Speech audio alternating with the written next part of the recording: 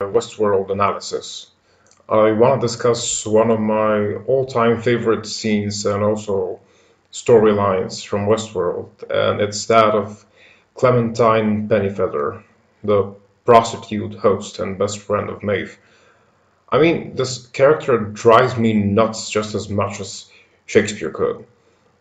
It's the little and personal things that make up a person's life and his tragedy. We never think of much of random people passing us on the street and of the somewhat trivial pain and things that they experience that shape their personality. And so they seem unimpressive and kind of meaningless to us. And the same thing applies to movies and shows. Clementine, for example, is supposedly a secondary character, a shallow pleasure host. I'm not supposed to feel that much for her, right?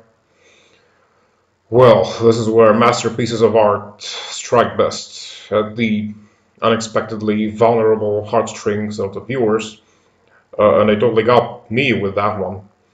I think Clementine is one of the most beautifully complex and also one of the most tragic characters of Westworld. She's kind of like the purest soul in the story, one that is devoid of any fault or harmful human trait in comparison to all the other characters, Dolores included. Clementine is the one who deserves the least pain and harm, and yet she's the one who is stricken by death. And by such a pathetic and modernly trivial scam that just makes you hate everything about our corporation driven civilization. And this is coming from a person, by the way, who's not a hippie in any way. I tend to think of our business world as something of a natural result of evolution and history. I'm also a very, how should I put it, opinionated bastard. And it's a bit for someone to try and change my mind. All of that having been said, Westworld managed to do it for a moment with this character and scene. Now that I think about it, maybe this is why I love art so freaking much. It's actually one of the few things that can change my mind about anything.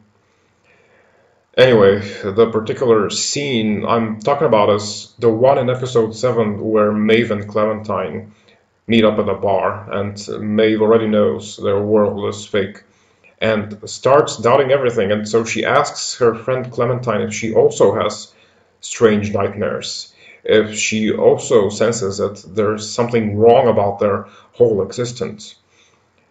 And here we get Clementine's response.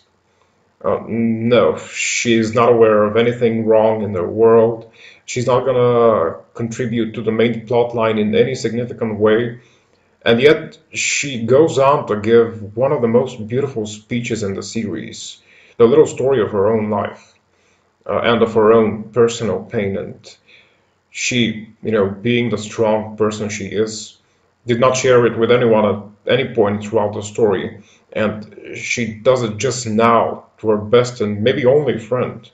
And she does it only now, literally seconds away before being taken to her death.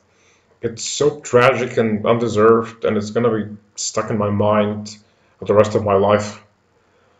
So she begins her speech with the ironic line that she doesn't intend on making prostitution her life's work, which speaks volumes of her being both a prostitute and intellectually witty.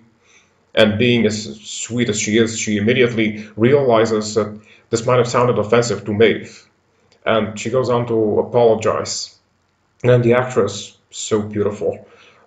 She's also so damn good that you can read in her eyes how she really feels remorse for what she said.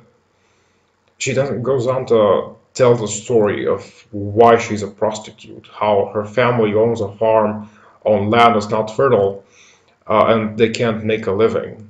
So she became a prostitute to help the family survive, and she never even let them know about it. She sacrificed all her dignity to save them and did it all without any sense of pride or wanting any kind of admiration or recognition from anyone for what she did. She just kept it all a secret. And even when Maeve hears her story and is obviously stricken with sadness, it's actually Clementine who notices and asks her if something's wrong, as if what she just shared is not in any way tragically admirable. It's a perfect description of the sheer strength of her character.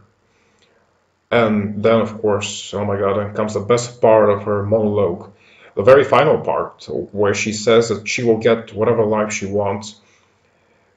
If it were anyone else from the show, or even from real life, I guess, they would have blurted out parties, drugs, sex, or whatever. But then she says that the life that she wants is one where she takes her family out of the desert, and such an inspiringly poetic way. She just looks at Maeve with the most sincere expression of happiness and says, "We're gonna go somewhere cold."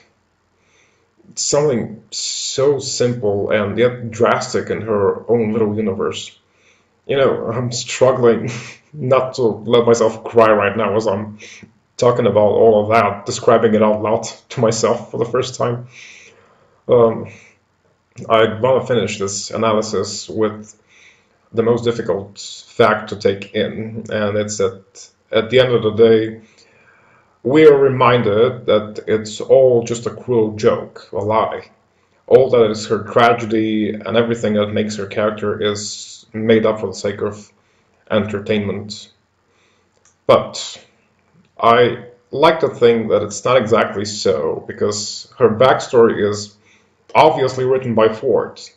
This line, "we're gonna go somewhere cold," and the honest human feel of her character can only be done by someone who truly appreciates the value of human tragedy and suffering. And this could only be Ford. And if he created her storyline, you gotta know it's not just a corporate lie for the amusement of others, but in fact a real piece of art done by the god of Westworld himself. And then Maeve, of course, realizing she's been deceived by the Matrix once again, and in the most cruel way possible. I mean, using as lies the people you hold dear. It's just horrible. And it's all a metaphor for the nature of humanity that the overall theme of Westworld expresses. Humans are fallible, the world is fallible, and at some point, like it or not, you're gonna get hurt. Because, as Ford said, mistakes and suffering are the driving force of evolution.